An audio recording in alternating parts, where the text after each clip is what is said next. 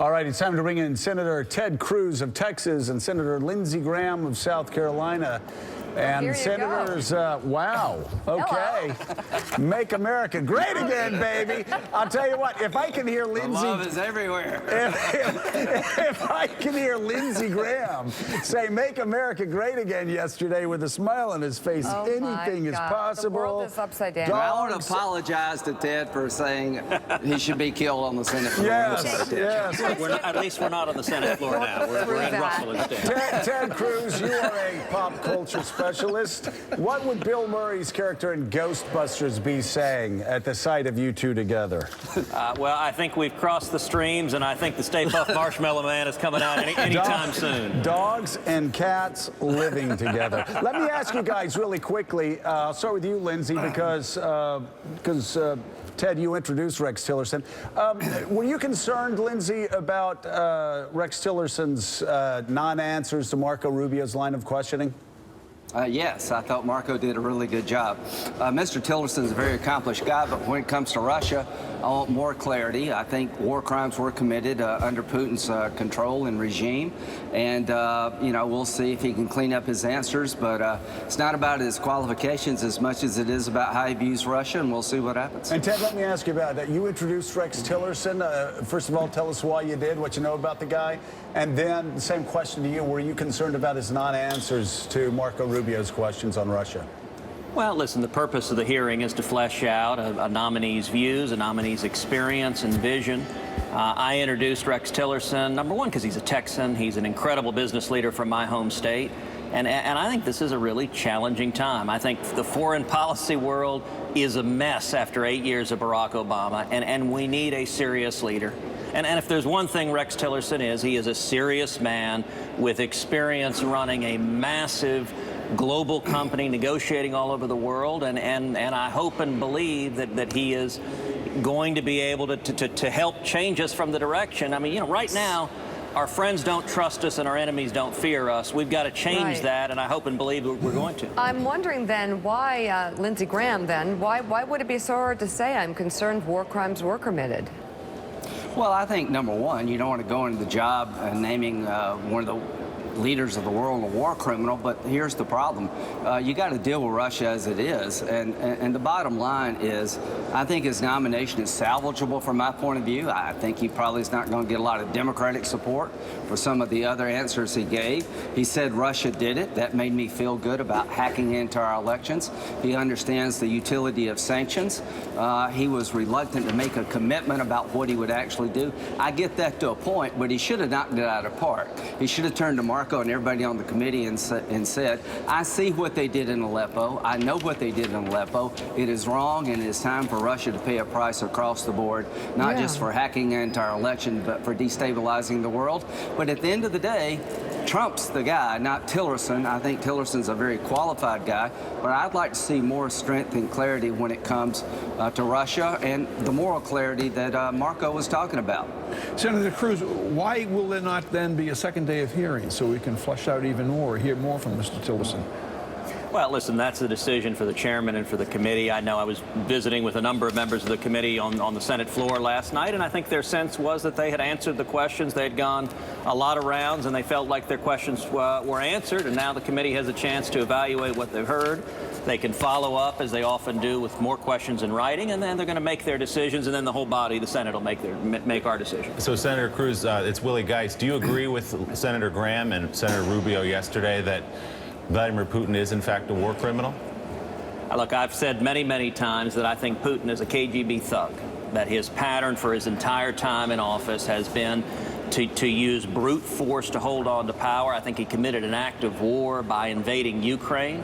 And I think much of his aggressiveness has been caused by Obama's weakness. I think weakness is provocative, and what we've seen across the globe is that our enemies, from Russia to Iran to North Korea, have all gotten more aggressive, more belligerent because of what they see as weakness in President Obama. I am very encouraged that that's going to change, and change significantly on January 20th. That's President Obama, but has President Putin committed war crimes? Look, he has committed acts of war. So, you know, a war crime is a technical matter that you adjudicate under the laws of war, but he's a thug and he's committed acts of war. I'm not at all hesitant to say so, and we need to stand up to him and resist. And it's clear he's also committed repeated efforts to undermine America. I mean, there's no doubt that we've seen cyber attacks from Russia. We're going to continue to see them. We're going to continue to see them from China, from North Korea, and we need a president and administration that recognizes those who are expressing hostility to America. We need a president who can stand up to that. So, Senator Graham, if he had given that answer, we wouldn't be having this conversation. I know. Senator Graham, let me ask you the reason So the two of Ted you for are... Secretary of State. Yeah. All right, you got a new nominee. You've been a big Oh, my supporter God. all along. Exactly. You've been there all along. All along. Senator Graham, let me ask you, the reason the two of you are standing there today is that you've introduced a new bill that would effectively defund UN because of that Israel resolution from which Right. the United States abstained. Explain what you're seeking to do here together. 22% of the money to fund the UN comes from the American taxpayer.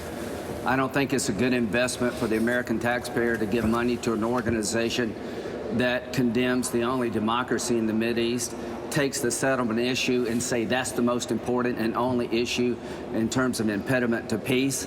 I begged the UN months before, don't put me in this box. This was John Kerry and Obama taking a slap at Israel, and we're going to push back. I think most Americans believe that the United Nations has become more anti-Semitic, more anti-Israeli, and I'm a big internationalist, but we're going to stop the money until we get this fixed.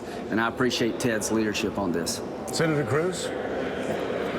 Well, listen, the last month, what we've seen Barack Obama do to Israel, I think has been shameful. It's been on the way out. He has struck out repeatedly at Israel and done real damage. At the United Nations, the resolution that the Obama administration abstained from, and there are reports they actively orchestrated, was a profoundly anti-Israel resolution. It declares much of Israel illegal and illegitimate. Much of Jerusalem, it declares, is not legitimately part of Israel. It declares the Jewish quarter is not part of Israel. It says the Temple Mount, the holiest site for the Jewish people in Jerusalem, is not legitimately part of Israel. Western Wall. And the Western Wall, I mean, we all remember the image of Barack Obama wearing a yarmulke, standing in front of the Western Wall. He's now signed on to the proposition that that is illegal occupied territory. That is shameful. And in my view, we need to act to defend not only our friend and ally, the nation of Israel, but also U.S. interest. And so Linsey and I today are joining and filing legislation that would end all U.S. taxpayer funding for the UN unless and until they reverse this resolution. It's very simple. The only way to get their attention, we can give speeches, we can pass resolutions, and the UN is going to ignore what we have to say. But if you cut off their money, that gets their attention.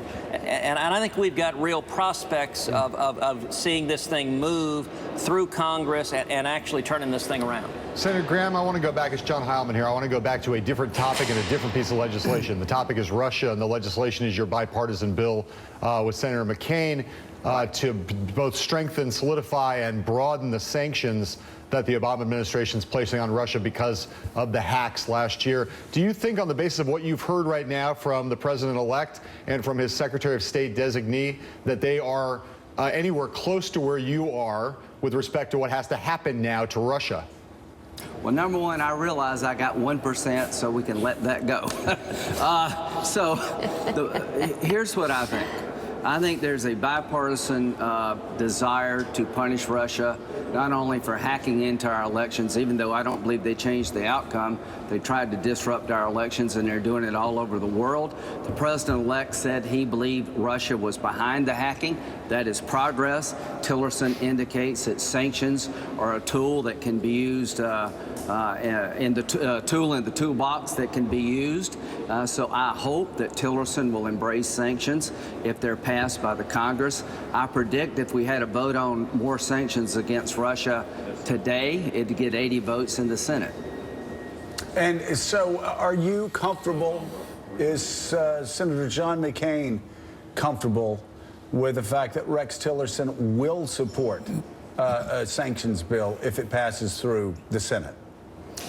He indicated that sanctions were justified for the invasion of the Ukraine. He said he wants to look at additional sanctions before he commits. I am confident that if we could get 70 or 80 votes in the Senate, that the Trump administration will embrace sanctions, because look at it this way. If we give them a pass, you're going to get more of this. Iran and China are watching us. Now's not the time to give Russia a pass on trying to interfere with our election. More sanctions are necessary and justified for a variety of reasons, and I hope the president-elect will come to realize that the only way you're going to have a better relationship with Russia is when they stop invading their neighbors, when Putin stops killing his opposition, stealing his people blind, and trying to interfere with democracy. Nothing better is going to happen until he feels the pain of what he's doing. Senator Cruz, what advice, if any, would you have for the president-elect about this simmering feud between the president-elect and the intelligence community? Well, listen, like Linsey, he and I both ran. Neither of us won. Donald Trump won, so I don't know that I'm in the advice-giving business. But, you know, there will be a natural transition of power that occurs on January 20th. The president-elect has appointed his own leadership to lead the intelligence community. You know, I will say one of my real concerns over the last 8 years has been the politicization of the intelligence community, in particular the political leadership of it, under Barack Obama. I'm glad to see that change. And we all know there are many good, principled, courageous professionals in the intelligence community who are risking their lives, covert agents who are putting everything on the line for this country.